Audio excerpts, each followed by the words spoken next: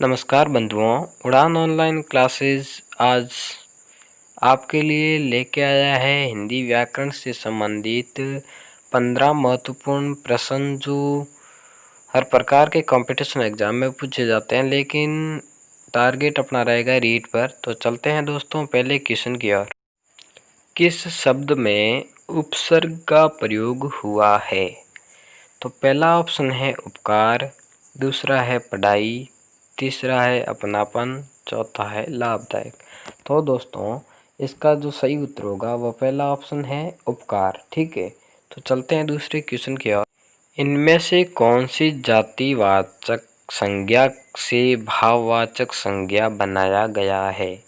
पहला ऑप्शन है बुढ़ापा, दूसरा है अपनापन, तीसरा है सजावट और चौथा है कठोरता।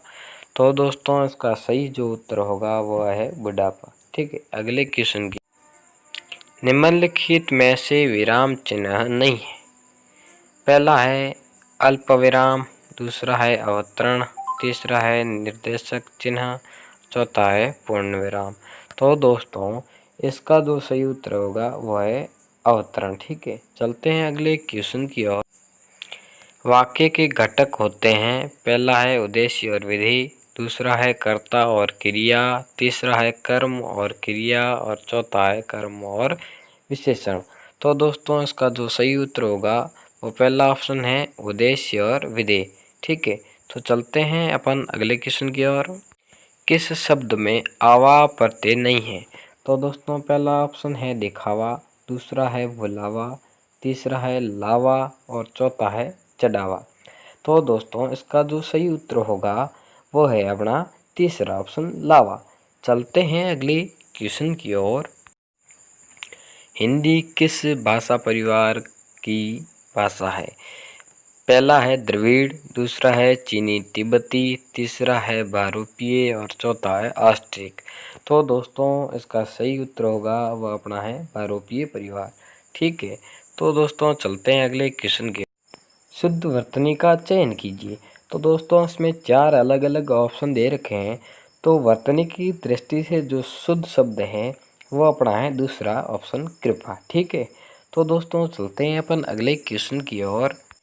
निम्नलिखित में से किस शब्द में प्रत्यय लगा हुआ है? तो पहला ऑप्शन है सागर, दूसरा है जादूगर, तीसरा है नगर, चौथा है इनमें से कोई नहीं।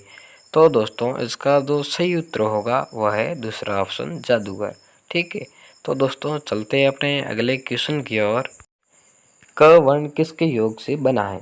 तो पहला ऑप्शन है ज हलंत धन निय, दूसरा है क हलंत धन स, तीसरा है क हलंत धन द्र और चौथा ऑप्शन है क हलंत धन अ। दोस्तों इसमें क के नीचे हलंत नहीं है।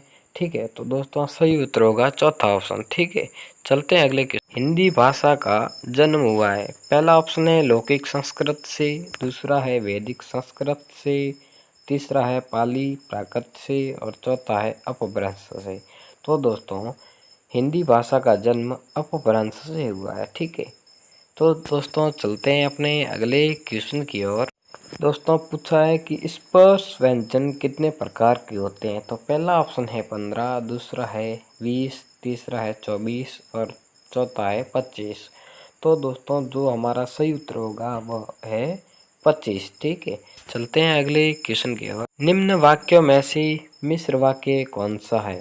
पहला ऑप्शन है चोर को देखकर सिपाही पकड़ने दौड़ा, दूसरा है सेठ जानता है कि नौकर ईमानदार है, तीसरा है नेताजी भाषण देकर चले गए और चौथा है बिजली नहीं थी इसलिए अंधेरा था। दोस्तों इसका जो सही उत्तर होगा दूसरा ऑप्शन होगा। ठीक है, सेठ जानता है कि नौकर ईमानदार है। चलते हैं अगले क्वेश्चन की ओर।